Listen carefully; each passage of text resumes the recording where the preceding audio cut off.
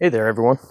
I just wanted to do a quick video showing my tool bag and how I got it all set up in hopes that maybe it'll give some of you out there some new ideas or maybe some new helpers, you know, something to shoot for. So yeah,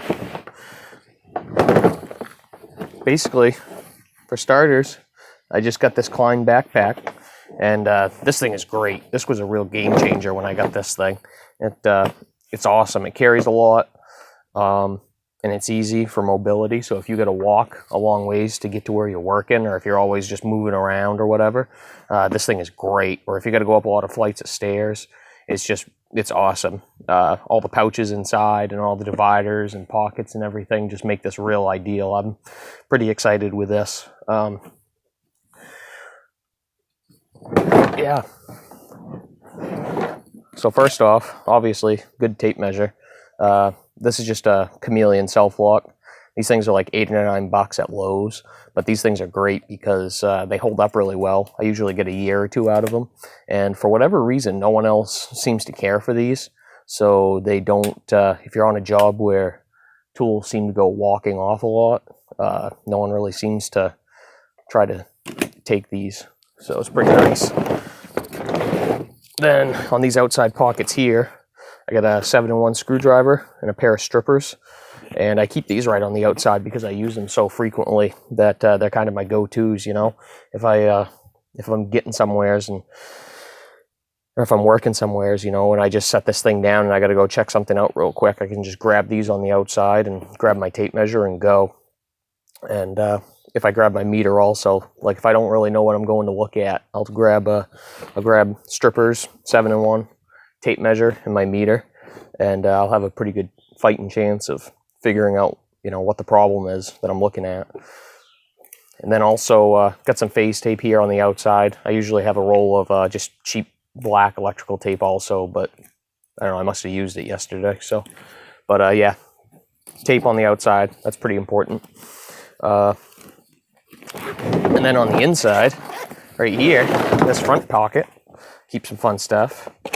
Keep some dark shades because, you know, you got to look good while you're doing this electrical stuff too. So then that's just kind of my emergency kit of some miscellaneous fittings and whatnot and crimp-on ends. So I just keep that stuff in there. This pocket, we'll get to that later because it'll make a little more sense after we get to everything else. So let's open it up. Oh yeah. There it is, the guts and the glory right there. So first off, here's my electrical meter. It's just a Klein clamp-on meter. It's pretty basic, but it gets the job done. Clamp-on, it's got 2-foot leads on it. This thing's pretty handy for just about, you know, most of the stuff that I do. It's a category 3 meter, so that's pretty handy. Nice little pouch. I got a nicer fluke meter that I do if I'm trying to, if I want to make more accurate readings, like if I'm, you know, testing out motors and stuff like that. Basically, it's for more high-end stuff, really. So then I got the hammer here. This thing's great. I love this hammer. I found it under a trailer 10 years ago, and it's just old and beaten up, and no one really wants to take it from me, so that's pretty cool. So before this one, I had a couple S-wings that, you know, you get on certain jobs sometimes where there's a lot of people and all of a sudden certain tools start going missing. Well, no one's ever messed with this one, so that's pretty cool. All right. Then on this side, BX strippers. These things are great. I always carry this with me. Just, you know, MC, or the insulated tray cable that has the metal armor on it. This thing is great for stripping that stuff. Got a 6-inch crescent wrench. I carry this with me everywhere. Even before I had this pouch, when I had a different setup, I always had one of these. This is just priceless to have. And then I got an assortment of wrenches. Really, the most common sizes that I use. You know, I got 9/16 and 7/16 for the 1/4, 20, and 3/8 hardware that I use all the time.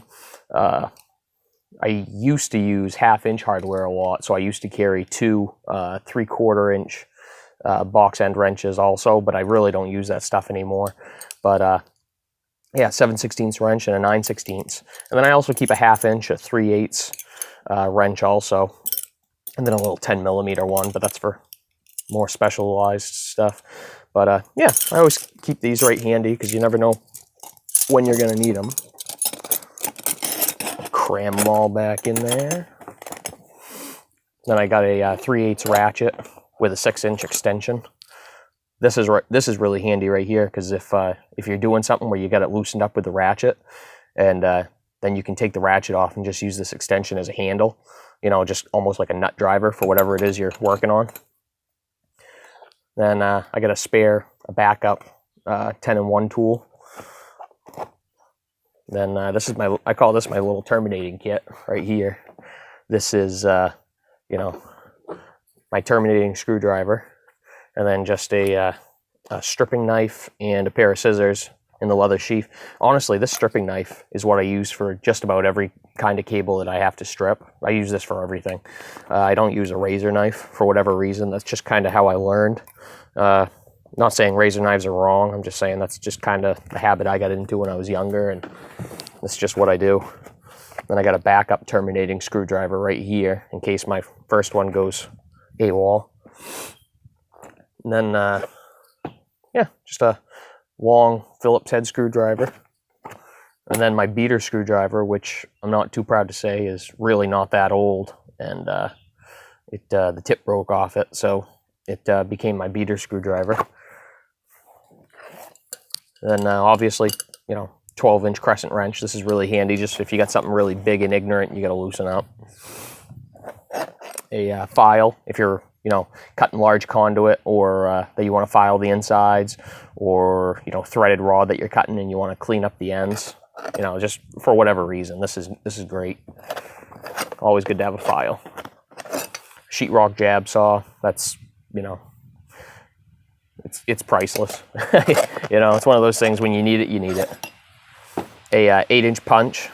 This thing is great whether you're actually trying to punch something, or if you're using it to line something up, line holes up or whatever, or if you're using it to pry on.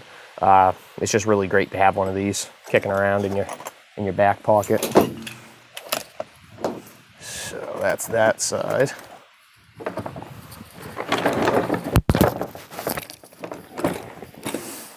And then here's this side.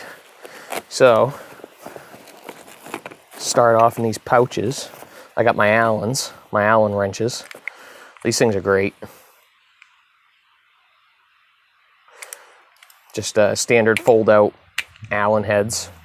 You know, pretty self-explanatory.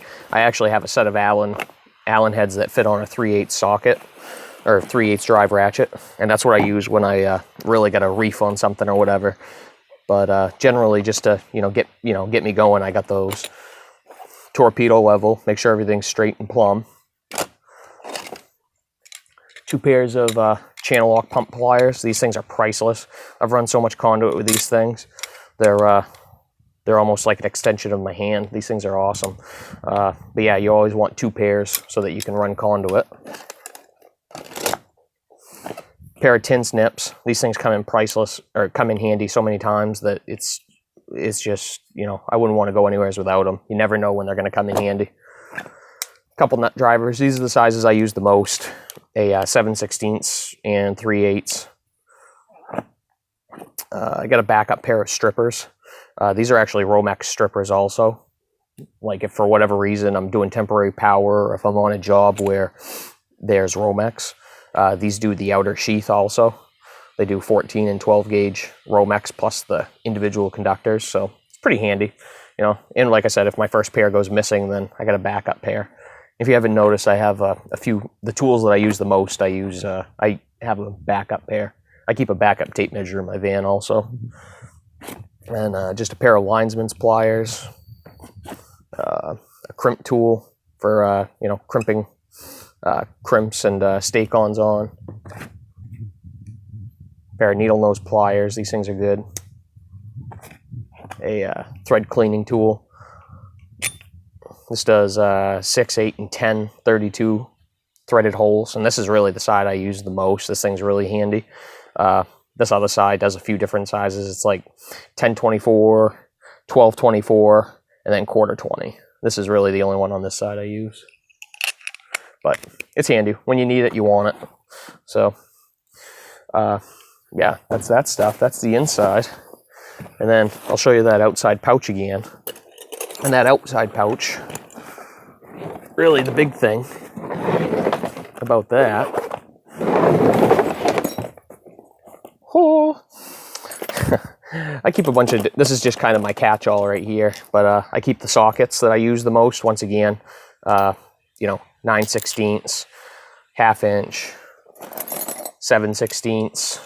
I keep regular and deep well sockets in here for all those sizes, because you just never know what you're going to need. And I keep one of these handy little adapters so I can put this in my impact gun and put a socket in there and then just go right to town if I got to do a lot of things. My lockout lock, my breaker lockout, this is really handy. You definitely want to have one of these so you can actually lock a circuit out to be safe. I got one of these lock nut tools. It's all right. It's one of those things where it's really a niche item where you only need this once in a great while, but when you need it, you're so thankful you have it. You know, proximity tester, a few drill bits, keep a couple spare pens and pencils in here, you know, a few wire nuts, just a few miscellaneous things, you know, little mini screwdriver. But yeah, that's really it. This is, like I said, this is just how I have my tools set up. This is my everyday tool pouch. This is what I carry every day to every call that I go to, every job. And, you know, I dare say that I could go to just about any electrical site, whether it was residential, commercial, or industrial, with this tool bag. And I'd be able to get there and, you know, have a pretty good chance of making something happen, you know, just with everything in this pouch right here, in this backpack. So, like I said, I didn't really think this is I don't think mine's perfect, but I just wanted to, you know, maybe give some insight to someone else and hopefully help out any helpers or apprentices that are out there that are trying to, you know, figure out how they want to set up their tool bags. So that's what it's really all about. So, but yeah, anyone has any better ideas, let me know. I'm always looking for, you know, improvements on the system. So, but yeah, well, I hope this helped you out. And if you liked it, like the video and subscribe.